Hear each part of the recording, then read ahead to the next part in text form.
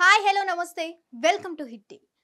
Big Boss season 9 మరికొద్ది వారాల్లో ముగియనున్నది. వారాలు ముగుస్తున్న కొద్దీ ఒక్కొక్కరిలో ఒరిజినాలిటీస్ బయటకు వస్తున్నాయి.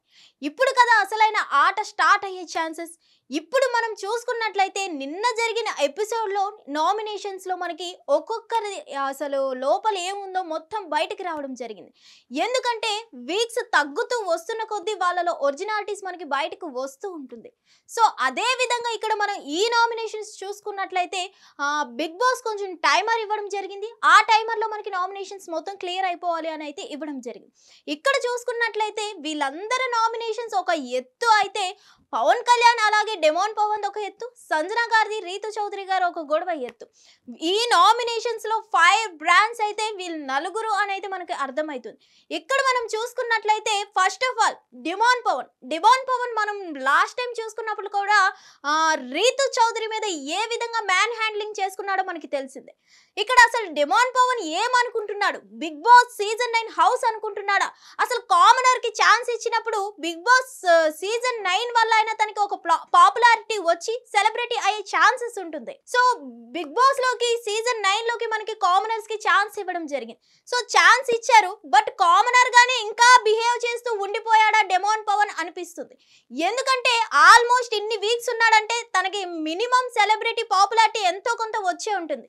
అలాంటి డెమోన్ పవన్ అసలు స్ట్రీట్స్ లో ఒక కామనర్ చిల్లర గొడవలు ఎట్లా పడతారో, అసలు బిగ్ బాస్ సీజన్ 9 లో కూడా అసలు ఒక బిగ్ బాస్ ఇంటర్నేషనల్ టెలివిజన్ లో కనిపిస్తారనేది మర్చిపోయి బిహేవ్ చేస్తున్నట్టు మనకు అర్థమవుతుంది.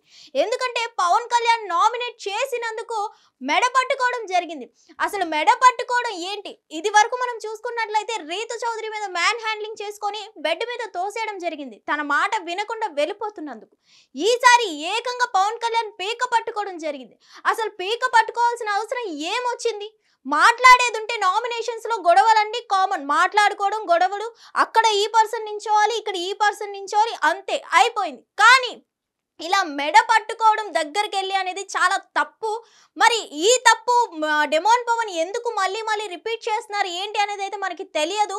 సో ఇప్పుడు వీక్స్ దగ్గర పడుతున్న కొద్దీ వీళ్ళలోని బయటకు వస్తున్నాయి కాబట్టి ఒరిజినాలిటీస్, మరి డెమోన్ పవన్ ఎంత ఒరిజినాలిటీ బయటకు వచ్చినా సరే ఇలా పీక పట్టుకోవడం కరెక్ట్ కాదు. కాబట్టి మరి ఈ నామినేషన్ ఈసారి ఎట్లనో నామినేషన్లో ఉన్నారు కాబట్టి డెమోన్ పవన్ ఏమైనా ఈ మనకి నెగిటివిటీ తనకి ఎలిమినేషన్కి దారి తీస్తుందా ఏంటి అనేది అయితే మనకి తెలియదు. సో అలాగే మనం ఇక్కడ చూసుకున్నట్లయితే సంజన అండ్ రీతు మధ్య కూడా చిన్న ఫైర్, చిన్నది కాదు చాలా పెద్దదనే చెప్పుకోవాలి. ఎందుకంటే ఒక చిన్న మాట వల్ల ఇంత పెద్ద ఇష్యూ అవ్వడం జరిగింది. నువ్వు నైట్ అయితే చాలు డెమోన్ పవన్ దగ్గరికి వెళ్ళి కూర్చుంటావు మాట్లాడుకుంటూ అని అయితే చెప్పడం జరిగింది. ఈ మాటకి రీతు చౌదరి ఎంతలా ఫీల్ అయింది, ఎంతలా ఏడ్చింది అనేది అయితే మనకి తెలుసు. ఇమాన్యుయల్ కూడా మిడిల్లో వచ్చి ఆ మాట వెనక్కి తీసుకోండి అని అయితే చెప్పడం జరిగింది. ఏదేమైనా సరే సంజన గారు చెప్పిన దాంట్లో ఏమైనా తప్పు ఉంది అని మీరు అనుకుంటున్నారా ఏంటి అనేది వీడియో కింద కామెంట్ రూపంలో తెలియజేయండి. చాలా మంది ఆల్మోస్ట్ మనం చూసుకున్నట్లయితే సంజన గారికి ఎక్కువ సపోర్టింగ్ చేస్తున్నారు. మరి ఈ మాట అన్నందుకు జనాలు నెగిటివిటీగా తీసుకుంటారా, సంజన వైపు పాజిటివిటీగా తీసుకుంటారా? మరి నెగిటివ్గా తీసుకుంటే సంజన గారు కూడా నామినేషన్లో ఉన్నారు కాబట్టి ఎలిమినేషన్ అయ్యే ఛాన్సెస్ ఉన్నాయా ఏంటి అనేది అయితే తెలియదు. మరి సంజన గారు చెప్పింది కరెక్ట్ అనుకుంటున్నారా, లేదు రాంగ్ అలా అనకూడదు అని అనుకుంటున్నారా? కామెంట్లో తెలియజేయండి. అలాగే ఇక్కడ రీతు వర్షన్ చూసుకున్నట్లయితే రీతు ఈ మాటని చాలా సీరియస్గా తీసుకొని హట్ అయినట్టు మనకి అర్థమవుతుంది. ఏదేమైనా కానీ ఈ వీకెండ్ మాత్రం నాగార్జున గారు వచ్చినప్పుడు ఒక వేరే లెవెల్ కంటెంట్ మనకి దొరకబోతుంది అనేది అయితే మనకి క్లారిటీ వచ్చింది. అలాగే భరణి అండ్ దివ్య మధ్యన కూడా ఒక ఫైర్ నడిచింది. అసలు ఫాదర్ అండ్ డాటర్ అన్న రిలేషన్ మొత్తం బట్టబయలు అయినట్టు మనకు అర్థమైంది. ఎందుకంటే ఇన్నాళ్ళు నాన్న అన్న దివ్య అనే భరణి మీద అంత ఫైర్ అవ్వడం జరిగింది. ఒక మర్యాద లేకుండా మాట్లాడడం జరిగింది. భరణి కూడా చెప్పడం జరిగింది, ఫింగర్ చూపించి మాట్లాడకు, రెస్పెక్ట్ లేకుండా మాట్లాడకు, నీ దగ్గర నాకు నచ్చనిదే ఈ రెస్పెక్ట్ లేకుండా నువ్వు మాట్లాడతావు అని అయితే చెప్పడం జరిగింది. సో ఏదేమైనా వీక్స్ తగ్గుతున్న కొద్దీ వీళ్ళలో ఒరిజినాలిటీస్ వస్తున్నాయి కాబట్టి ఈ వీక్ ఎవరు ఎలిమినేట్ అవుతారు అనుకుంటున్నారు?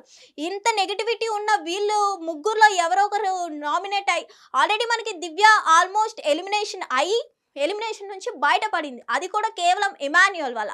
సో మరి ఈ వీక్ ఈ నెగిటివ్స్ మనం తీసుకుంటే డిమాండ్ పవన్ అయ్యే ఛాన్సెస్ ఉందా, సంజన అయ్యే ఛాన్సెస్ ఉందా, లేకపోతే దివ్య ఆల్మోస్ట్ వెళ్ళొచ్చింది కాబట్టి మళ్ళీ దివ్యానే ఎలిమినేషన్ అయ్యే ఛాన్సెస్ ఉన్నాయా ఏంటి అనేది అయితే మీరు ఈ వీడియో కింద కామెంట్ రూపంలో తెలియజేయండి. Thank you.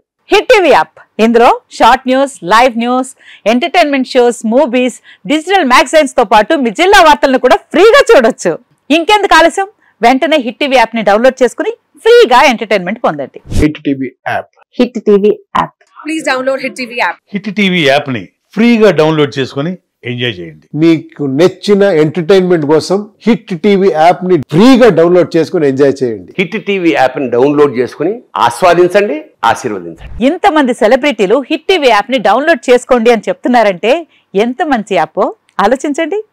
America America America అమెరికాలో చదవాలనుకునే వాళ్ళకి విశ్వసనీయమైన పేరు మన శౌర్య కన్సల్టెన్సీ. UK లో 1 year masters, UK లో 1 year masters, 2 years work permit up to 5 years visa. Contact Shaurya Consultancy. Contact 89851 89851.